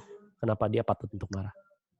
Iya, dia bilang kalau dia berdebat dengan saya itu pasti dia kalah, kata dia. Dan nantinya dia akan menciptakan alasan-alasan kenapa dia kalah. Iya, betul. Ya, betul, Tuhan Coach. itu adil kok. Tuhan itu adil. Yang pintar itu dikasih mental blocknya sendiri-sendiri. Iya, jadi kalau sudah mentok di situ, ya itu yang saya ceritakan waktu kemarin itu. Jadi daripada terjadi pertengkaran ya saya mengalah gitu. Iya. Padahal sebenarnya sih tidak mau gitu, cuman karena saya menghargai pemikirannya dan saya berusaha memahami gitu. Jadi ya mending saya mengalah gitu karena setiap saya mendiskusikan itu kadang-kadang suka mentok gitu. Ya. Tuh, Coach. Ya, itu bisa terjadi. Jadi begitu, Mbak. Oke, Coach. Siap. Coach. Kita lanjut ya. Coach. Oh, tentu. Ya. Hidup itu selalu jadi PR kok. Selama kita masih mau menjalani hidup pasti ada PR. Makanya Siap, jalanilah PR dengan bahagia. Ya, betul. Oke, lanjut ya. Mbak Septiana, kalau anak saya keinginannya jadi sering kami turuti, tapi kalau keinginan barangnya mahal, saya suruh nabung dulu untuk mendapatkan barang yang dia mau. Intinya juga terpenuhi terus keinginannya. Selama anakmu itu masih menggunakan tenaga dan energinya untuk nabung, untuk mendapatkan apa yang memang layak dia dapatkan, itu nggak apa-apa. Kecuali memang langsung dikasih, itu jangan. Jadi bantu mereka untuk bisa punya usaha untuk mendapatkan. Karena kalau tidak ada usaha lalu mereka langsung dapatkan, itu yang membentuk di dalam diri mereka hak untuk mendapatkan segala sesuatu yang mereka inginkan. Jadi oke, silahkan. Kalau misalnya memang mereka bisa menabung. Dan tentunya menabung itu perlu diberikan uangnya setelah mereka melakukan sesuatu. Jangan cuma karena mereka mau beli sesuatu lalu setiap saat kita kasih uang. Ini tabung ya, jangan. Kalau bisa mereka melakukan sesuatu yang nilainya bagi mereka itu sesuai dengan uang yang mereka dapatkan untuk bisa menabung untuk bisa membeli barang-barang yang mereka inginkan. Begitu, Mbak. Itu salah satu caranya. Membangun rasa kemampuan anak-anak untuk bisa punya usaha. Karena ketika anak punya usaha dan usahanya itu dihargai sepantasnya, dan ketika mereka usahanya dihargai sepantasnya lalu mereka bisa membeli barang yang mereka inginkan, ini akan membangun kepercayaan diri mereka. Diberikan. Ini akan membangunkan bahwa mereka itu mampu berusaha. Dan mereka juga ketika membeli barangnya, mereka akan sadar bahwa barang ini ada nilai usahanya. Barang ini tidak saya dapatkan dengan mudah. Barang ini saya dapatkan dengan berjuang. Dan dengan begini baru bantu mereka supaya mereka bisa berbahagia adalah menikmati. Menikmati bukan barangnya, tapi usahanya juga. Jadi usaha untuk membeli barang ini, mereka nikmati, plus mereka menikmati barangnya. Dan dengan begini mereka akan lebih bahagia terhadap barangnya. Mereka akan punya rasa memiliki, dan nantinya mereka akan lebih mensyukuri akan barang yang mereka dapatkan. Gitu, Man, ya. So, itu sudah oke. Tinggal perlu dicek aja. Oke, lalu kalau dari Mbak Era, kalau saya berinteraksi dengan downline saya, lalu kita bertemu dengan yang baperan atau masih merasa rendah diri, sebaiknya sikap kita. Oke, Mbak Era. Oke, Mbak Septiana, mereka menabung dari uang sakunya. Iya, nggak apa-apa. Kalau dari uang sakunya, bahkan mereka bisa diberikan kesempatan untuk berusaha untuk mendapatkan uang lebih. Jadi bukan hanya dari uang saku, karena uang saku itu kan sesuatu yang mereka korbankan. Sedangkan zaman sekarang anak-anak itu kalau makan kadang-kadang dikasih sekolah, mereka nggak jajan. Nggak kayak saya dulu. Kalau saya dulu dikasih uang jajan, saya benar-benar berkorban nggak makan siang untuk menyimpan uang itu. Kalau anak-anak zaman sekarang uang jajannya udah kebanyakan. Jadi nabung itu sesuatu yang gampang. Pada intinya adalah bagaimana mereka menghargai usaha mereka. Dengan mereka menghargai usaha, nantinya mereka akan menghubungkan antara usaha dan hasil. Sehingga ada hubungan antara usaha dan hasil. Dengan begitu untuk mendapatkan hasil, mereka perlu berusaha. Itu yang perlu diajarkan. Begitu Mbak Septiana. Oke, Mbak Era. Kalau ketemu yang baperan, bagaimana kita ngajarin? Oke, yang paling mudah untuk kita ajarin ketemu orang yang baperan adalah ajarkan kepada mereka bahwa mereka itu tidak sesuai dengan perilaku mereka. Kalau misalnya kita menegur mereka, sama kayak anak-anak, saya menegurmu karena usahamu atau perilakumu. Saya bukan menegur pada dirimu sebagai seorang manusia, karena dirimu sebagai manusia itu nilainya sama dengan nilai saya. Dengan begitu kita menyikapinya, kita yang menerima dia duluan. Kita yang menghargai dia. Dan bahkan kita yang bisa takjub atasnya. Kita bisa bilang pada dia bahwa kamu ini sebagai manusia nilai dirinya sama seperti saya. Namun perilakumu dan usahamu itu yang tidak saya suka. Atau itu yang perlu diperbaiki. Mungkin kalau downline kan nggak bisa bilang saya nggak suka ya. Mungkin perlu ditingkatkan bahasanya. Atau mungkin perlu diperbaiki. Atau perlu dibuat lebih ekologis. Dan jelaskan arti ekologis. Jadi itu yang bisa kita lakukan pada mereka. Dan sadari bahwa apapun yang dilakukan oleh orang ini ketika dia baperan, bisa jadi karena memang nilai dirinya sendiri, dia belum bisa menerima dirinya sendiri. Dia belum bisa menghargai dirinya sendiri. Dia belum bisa takjub atas dirinya sendiri. Dan makanya dengan ilmu ini kita bantu ajarkan kepada mereka bahwa mereka bisa kok menerima kesalahan mereka. Mereka bisa menerima misalnya kegagalan mereka. Mereka bahkan bisa menerima hasil dari apa yang mereka dapatkan. Mereka bisa menerima diri sendiri dengan segala kelebihan kekurangan mereka. Dan dengan begitu nantinya mereka akan belajar untuk punya self-esteem. Gitu Mbak Era. Oke, lanjutannya adalah usia berapa tepat untuk mengajarkan anak mengelola uang? Itu mengelola uang. Ketika mereka sudah mulai punya uang jajan, Mbak Era. Saya beri uang tambahan nggak apa-apa. Usia masuk 7 tahun, nggak apa-apa. Ketika mereka mulai bisa membedakan konsep antara saya butuh atau saya ingin. Itu juga saat yang tepat untuk kita bisa mengajarkan mereka tentang uang. Ketika mereka masih kecil, kemungkinan besar kalau misalnya mereka sudah punya uang jajan itu antara umur berapa jadi ya? SD. Kemungkinan umur 7 sudah mulai. Ketika mereka belajar tentang industri dan inferiority. Industri dan inferior. Selama mereka sudah bisa mengerti bahwa mereka bisa menggunakan uang itu untuk membeli sesuatu. Dan tentunya ketika mereka bisa membeli sesuatu itu tentang apa yang mereka butuh dan apa yang mereka ingin. Ajari mereka untuk bisa membedakan mana yang mereka butuhkan, mana yang mereka inginkan.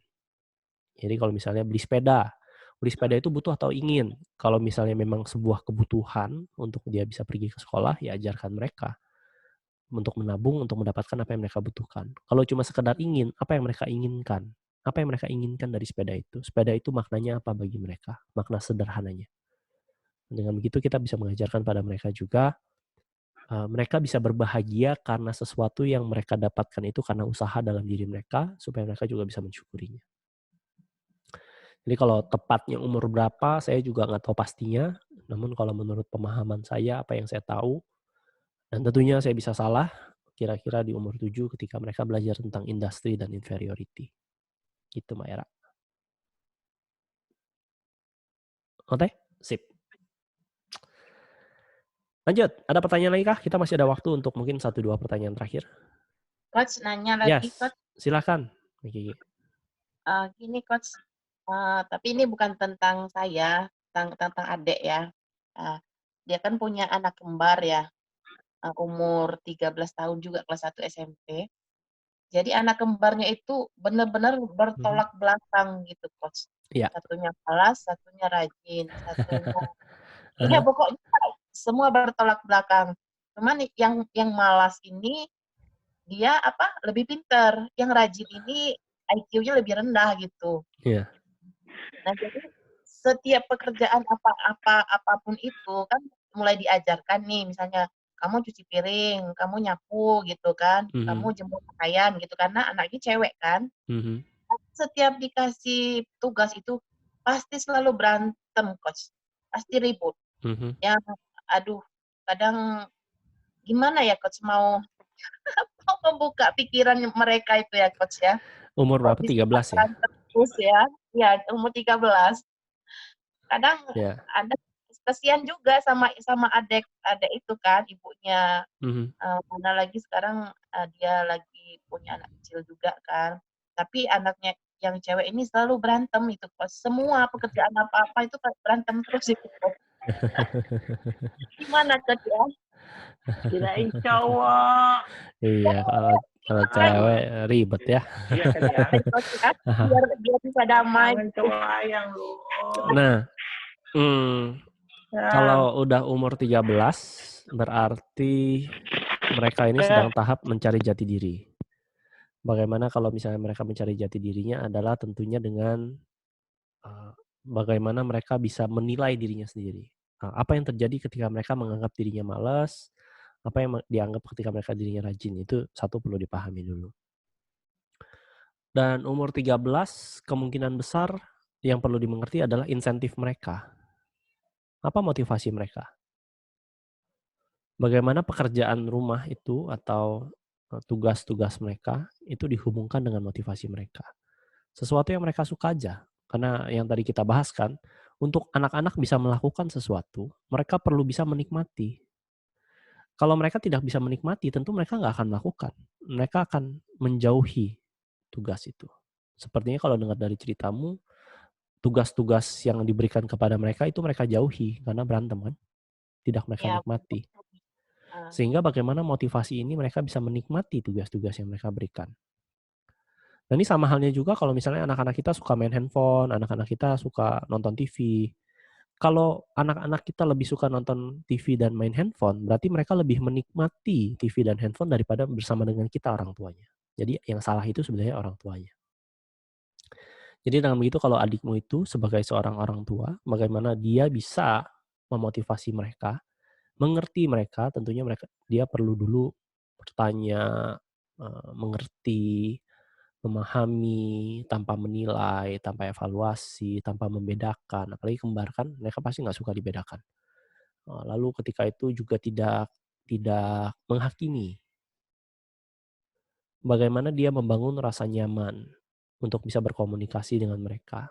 Tentunya rasa nyaman ini dibangun dari rasa mengerti dan memahami mereka. Baru setelah itu dihubungkan antara tugas dan motivasi mereka. Buat tugas mereka ini sesuatu yang kalau mereka kerjakan tuh mereka akan mendapatkan reward yang seimbang. Dan anak-anak yang udah umur 13 ini sudah mulai perlu diajarkan berkomunikasi seperti orang dewasa. Karena nantinya mereka akan menjadi seorang ibu juga. Cara ibunya komunikasi dengan anaknya itu nanti yang akan mereka pakai sebagai cara mereka berkomunikasi dengan anak-anak mereka. Jadi yang perlu belajar itu sebenarnya ibunya dulu. Ibunya perlu belajar berkomunikasi, memahami anak-anaknya, memberikan tugas-tugas yang rewardnya, motivasinya itu akan memberikan kenikmatan bagi anak-anaknya. Kalau ini mereka bisa nikmati tugasnya, sudah pasti mereka akan kerjakan. Begitu, Pak. Itu jawaban simpelnya. Kalau Jadi itu kalau maksudnya kita harus gimana itu Kak? Kenapa? Yang Iya. maksudnya tuh, Yang mana? kasih reward gimana itu? Nah, Ya kita kan tugas kasih yang mereka perlu kerjakan dihubungkan dengan sesuatu yang mereka suka. Contoh paling ya. simpelnya begini, kalau misalnya mereka umur 13, mereka sukanya apa? Misalnya mereka suka Barbie lah misalnya ya, kalaupun mereka masih suka Iya, Barbie. Saya nggak tahu anak kamu cewek, karena anak saya cowok yang 12, jadi saya nggak tahu anak cewek nomor 12 itu sukanya apa. Anggaplah mereka misalnya masih suka Barbie gitu ya. Nah, tugas-tugas yang iya. akan mereka kerjakan ini membawa kepada reward yang akan mereka dapatkan. Apa yang Oh, bisa iya, mereka iya, iya. dapatkan kalau mereka mengerjakan? Kalau mereka nggak dapetin apa-apa, nggak dinikmati pula, ya otomatis mereka pasti akan menjauhi. Bagi yang males, dia akan berusaha segenap usaha daya upaya dia supaya yang rajin aja yang kerjain, ngapain dia yang kerjain, gitu kan. Oh, iya, iya, benar Sedangkan yang benar rajin benar. juga dia akan berpikir, "Loh kok saya yang kerjain terus, kok kamu nggak kerjain? Kok nggak adil? Iya, Kok itu nggak adil?" katanya jadi Begitu kan? aku terus katanya, "Nyapu aku, ini aku, kamu nggak kerja," gitu katanya. Iya, iya, makanya Oh, iya benar itu juga tugas ya. ibunya.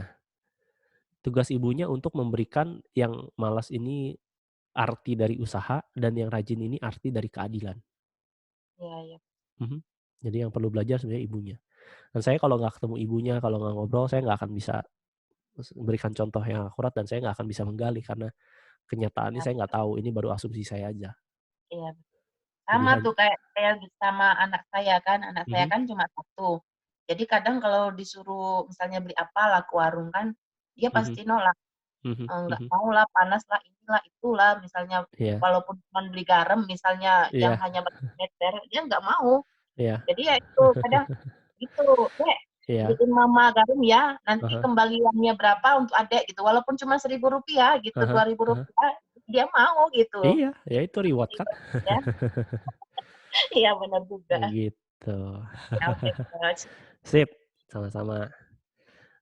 Oke, so, Mbak Era, bagaimana jika ada keluarga yang terang-terangan membandingkan kakak adik di depan mereka, misalnya paman atau saudara-saudara kita yang lainnya, juga pada anak-anak yang sudah sekolah usia SD. Nah, kalau dibanding-bandingkan, katakan pada mereka bahwa perbandingan itu adalah penilaian dari orang lain. Itu tidak menggambarkan mereka yang sebenarnya, Mbak Era. Jadi, misalnya yang kembar ini tadi dibanding-bandingkan satu malas, satu rajin. Ini adalah sebenarnya penilaian kok. Anak-anak yang malas itu, kemungkinan besar mereka itu adalah anak-anak yang rajin, rajin bermalas-malasan. Dan anak-anak yang rajin perlu diajarkan untuk rajin bermalas-malasan gitu. Jadi ini adalah penilaian. Penilaian kalau dalam hal ini adalah penilaian Mbaknya tadi tentang anak adiknya. Kalau menurut penilaian satu malas satu rajin itu kan sebenarnya belum tentu juga fakta yang terjadi. Sehingga saya sangat menghargai orang-orang yang malas. Karena orang-orang yang malas itu akan mencari cara mengerjakan sesuatu seefektif mungkin, seefisien mungkin sehingga tidak perlu mengeluarkan begitu banyak energi. Jadi itu bagaimana saya memaknai orang-orang yang malas. Gitu, Mbak. Jadi kalau misalnya dibandingkan, katakan aja pada mereka bahwa ini adalah perbandingan yang diciptakan di dalam diri orang yang membandingkan. Ini tidak mengatakan apa-apa tentang dirimu. Nah, saya tahu sekali rasanya dibanding-bandingkan. Jadi, dan saya menyelesaikannya dalam diri saya ketika saya sudah bisa terima bahwa perbandingan ini bukan tentang saya, bukan tentang diri saya, tapi tentang apa yang saya lakukan.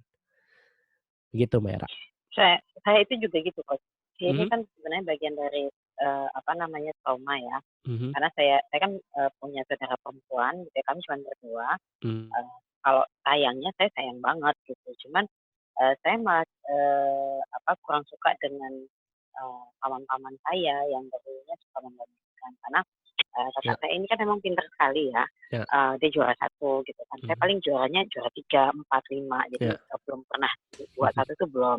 Nah, tapi ya, aktivitas saya itu saya kurang suka belajar. Jadi saya ya, sukanya semua pekerjaan yang dikerjakan oleh ibu saya itu saya pasti ada mhm, di situ. ya, Jadi yang namanya memasak pagi gitu ya, ibu saya ya, memasak, saya suka bantuin nenek saya ke pasar, saya temenin kayak gitu. mhm, Tapi mhm. kakak saya ini pagi-pagi bangun sudah mandi, dia baca buku, dia belajar. Nah, Iya, jadi sehingga pengakuan dari keluarga itu tinggi gitu iya, buat dia. Bagi iya, saya iya, ya, saya no problem gitu ya, juara 3, 4, 5 itu masih oke lah, saya iya, bilang gitu kan. Tapi nilai-nilai yang ditanam, nah ini lagi kan ditanam oleh iya, orang luar ini yang saya merasa sampai saya kuliah itu cukup Iya. cukup mengganggu. Iya. Ya itu yang perlu Nah, kita saya nggak ajarkan. mau karena kan saya punya 2 anak perempuan kan, Iya. gitu. Jadi begitu 2 anak perempuan misalnya di depan neneknya gitu ya, Iya. terus membanding-bandingkan, saya aduh nanti seperti saya pula. Iya. So, berbahagialah Mbak, udah ngerti seperti itu. Jadinya anak-anakmu nanti punya nilai diri yang baik. Nah, kalau saya dibanding-bandingkannya dengan sepupu saya yang jenius-jenius itu bisa ikut olimpiade matematika sedunia, yang kayak gitu-gitulah. Gitu. Kalau untuk menghilangkan rasa kurang nyaman gitu, itu gimana Coach? Sadari aja Karena bahwa itu. ketika orang lain membanding-bandingkan anak-anak kita itu itu di luar kendali kita. Itu adalah cara pikir mereka. Enggak, Kalau saya, traumanya saya gitu. Oh, ya ini, selesaikan dengan dirimu sendiri, terima dirimu apa adanya. Bahwa dirimu berbeda dengan orang lain. Bahwa dirimu itu unik apa adanya, dirimu itu punya kelebihan kekurangan, itu sesuatu yang perlu dihargai, sesuatu yang disyukuri. Dan bahkan bersyukur bahwa dulu pernah dibanding-bandingkan. Dengan begitu itu membentuk kita siapa kita sekarang. Dan tinggal tanya apakah itu masih berguna buat saya, kalau enggak ya buang. Gitu Mbak. Oke Coach. Itu simpelnya. Prosesnya kita udah bahas beberapa kali tuh. Tentang self esteem, tentang kendali, tentang bagaimana caranya kita memberikan makna. Dan bagaimana kita mensyukuri, itu udah semua. Tinggal dipraktekkan Mbak. Dihubung-hubungkan. Karena dirimu pintar, dirimu pasti bisa menghubung-hubungkan. Dipelajari lagi. Iya. Oke, sip. Oke, siap. Makasih. Pertanyaan terakhir ya, Ci Alisa. Bila seorang di setiap perlombaan di awal pasti menang sampai final digugur, ini masalahnya di mana ya? Di masalahnya karena dia kalah. Nah, ada orang-orang yang seperti ini. Dia saking pintarnya, sampai ketika nanti dia di akhir, di final, dia itu malah jadinya gugur. Ini kemungkinan, ini kalau saya boleh berasumsi ya, karena ini juga kadang-kadang terjadi di saya. Karena dia merasa bahwa dia orang yang pintar, atau orang yang jago lah ya, dia percaya bahwa dia bisa menang.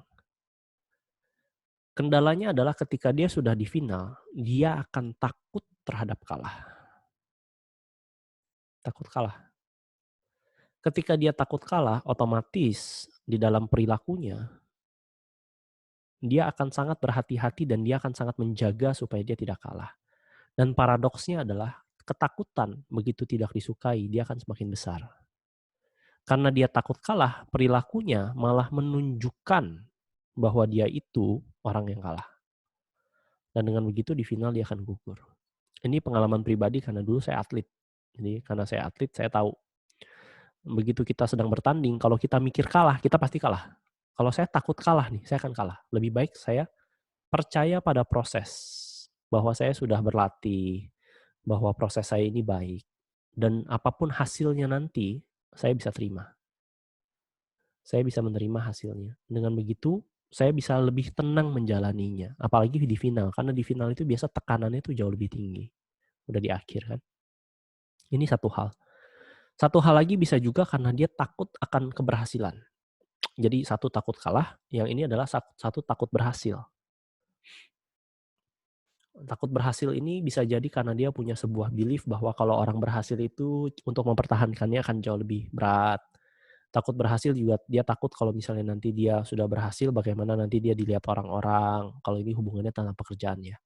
Karena saya pernah punya teman yang takut untuk kaya, karena kalau nanti dia kaya, nanti dianggap sombong sama teman-teman sebayanya, dia takut. Jadi dia takut untuk berhasil. Dan biasanya ini terjadi ketika seseorang punya keyakinan yang tidak memberdayakan. Keyakinan dia tentang kekalahan. Keyakinan dia tentang keberhasilan. Nah ini yang perlu dicek. Apa yang terjadi. Dan ini sebenarnya bukan masalah, ini sangat normal. Dalam artian, ketika tekanannya sangat besar, berarti kan sebenarnya final ini tekanan untuk menang itu sangat penting buat dia. Ketika dia memberikan arti yang sangat tinggi terhadap kemenangan, semakin tinggi artinya, semakin tinggi maknanya, semakin besar tekanannya. Sehingga kata-kata menang di final ini menjadi sesuatu yang, kalau bahasa kerennya adalah bermakna sekali. Bermakna yang berlebihan. Jadi bukan hanya sekedar menang, tapi bisa jadi kalau misalnya dia takut keberhasilan, Dia menjadi orang yang nanti dianggap sombong, nanti dia dianggap sebagai orang yang akan dimintain terus sama teman-temannya, akan jadi orang yang perlu berlatih keras mempertahankan kemenangannya dan segala macam. Jadi makna-makna yang dia berikan ini sebagai tekanan ini yang tidak memberdayakan dia. Atau kalau misalnya dia takut kalah ketika dia sebenarnya punya kemampuan dan punya skillnya, dia bisa maknai sebagai matilah nanti gua kalau kalah gimana ya? Kalau nanti gua kalah, nanti gua dikatain apa ya sama teman-teman gua? Nanti kalau saya kalah, kalau misalnya saya nggak berhasil, apa jadinya dengan hidup saya? Apakah nanti saya tidak bahagia? Dia prediksi dengan masa depannya dan segala macam. Sehingga bermakna yang berlebihan ini menjadikan keadaan yang di luar sini, final ini, sebagai sesuatu yang tidak bisa dilakukan dengan segala potensinya. Walaupun dia punya potensi, tapi potensinya nggak akan dikeluarkan. Dan ini nggak aneh, ini normal. Dan ini juga bukan sebuah masalah, ini adalah sebuah cara orang berpikir aja. Karena setiap orang itu punya potensi untuk menang sebenarnya. Begitu Ci Elisa, menjawabkah? Kalau gitu kok gimana cara kita menggali maknanya ya? Soalnya kejadian dari anak saya sih yang 17 tahun. So 17 tahun kemungkinan besar ini hubungannya dengan identitas nih. Kalau dia menang, nanti dia dianggap seperti apa? Dari perlombaannya itu dia dari awal waktu sekolah SD sampai SMP sampai SMA gitu, setiap perlombaan itu Coach. Ya. Setiap perlombaan. Udah sampai di final gara-gara terlambat pencet tombol. Karena hal yang sepele doang, gugur. Ini satu hal dari diri anaknya. Satu hal lagi adalah dari ekspektasimu sebagai seorang ibu. Apakah dirimu bahkan memberikan pemaknaan terhadap menang sehingga ini tambahan tekanan bagi anakmu? Apakah dirimu sudah berdamai dengan kalah? Sudahkah dirimu berdamai dengan hasil? Nah, kalau misalnya ini ada dalam dirimu juga, berarti kan ada juga yang dalam dirimu perlu dibereskan maknanya. Sedangkan di dalam anaknya, gugup itu normal. Apalagi anak-anak umur 17 tahun ya. Gugup itu normal, sangat normal. Tinggal bagaimana dia menjaga dirinya aja. Kalau ekspektasi dari saya sih nggak ada ya, Coach ya. Soalnya setiap Bukan perlombaan. Darimu. Ekspektasi yang dipikirkan oleh anakmu berasal darimu. Ekspektasi yang dipikirkan anak saya berasal dari saya. Bisa jadi dirimu nggak punya ekspektasi, tapi kalau anakmu punya pemahaman bahwa dirimu punya ekspektasi, dia akan beroperasi sesuai dengan kenyataan dia. Itu satu hal. Satu hal lagi adalah tentang bagaimana dia mengendalikan pikirannya dia. Umur 17 tahun udah boleh diajarkan tentang kendali. Bagaimana caranya saya untuk menggali makna atau meaning dari pikiran dia ya, Coach ya? So galinya tentu dengan komunikasi. Yang pertama adalah buat dia nyaman, buat dia rasa nyaman dan aman dulu, bukan menghakimi, bukan mengevaluasi. Lalu dengarkan apa yang dia katakan ketika dirimu bertanya. Pertanyaan-pertanyaannya tentu yang menggali cara berpikir. Misalnya, boleh nggak mama tahu tadi waktu di final pikiranmu seperti apa sih? Apa yang sedang terjadi di dalam layar pikiranmu? Dan mama nggak menanyakan kenapa kamu kalah atau kenapa kamu menang. Mama cuma ingin mengerti dirimu supaya lain kali kita bisa menjadikan dirimu lebih baik lagi. So di dalam layar pikiran dia apa yang terjadi? Terus kalau misalnya dia udah, iya saya bayangin ini. Nah kalau bahasa gampangnya kan, apa sih yang kamu bayangin waktu itu terjadi? Ketika kamu gugup, apa yang kamu bayangin? Nah, lalu kita bisa tanyakan, ketika kamu udah bayangan ini, rasanya apa? Rasanya gugup, Ma. Oke. Kalau ketika kamu gugup, yang kamu bayangin apa lagi? Apa yang membuat kamu gugup dengan bayanganmu ini? Sehingga kita akan akan mengajarkan dia untuk menggali pikiran dia. Anak-anak umur 17 sampai 18 tahun mungkin baru bisa menggali 3 atau 4 level lah di atas. 3 atau 4 level mereka sudah mulai bisa berpikir secara sistematis. Begitu mereka udah lewat 18 mungkin baru mereka bisa lebih banyak lagi. Karena otak mereka juga masih berkembang. Jadi mulai cari tahu aja apa yang terjadi di dalam diri mereka. Entah itu suara, entah itu kata-kata, entah itu gambar, entah itu perasaan, atau apapun. dan kasih pengertian kepada mereka bahwa ini adalah hal yang normal. Gugup itu normal kok. Semua orang mengalami. Tinggal bagaimana kita memberikan arti. Gitu. Oke, Coach. Makasih, Coach. Oke? Sip. Oke, mantap. Makasih. Oke lah, sama-sama. Karena sudah jam 9.36, sepertinya saatnya kita sudah boleh menyelesaikan ini. Ini saya save dulu supaya nggak lupa, dan rekamannya juga sudah ada. Baiklah teman-teman, terima kasih untuk malam hari ini, terima kasih untuk pertanyaannya, terima kasih untuk sharingnya, dan rekamannya nanti akan saya bagikan di grup. Oke? Terima kasih, Coach. Terima kasih, sampai jumpa besok. Sampai jumpa, Coach. Selamat malam, selamat istirahat. Selamat malam. Ya, saya meeting for all ya. Ya. Ya, Coach.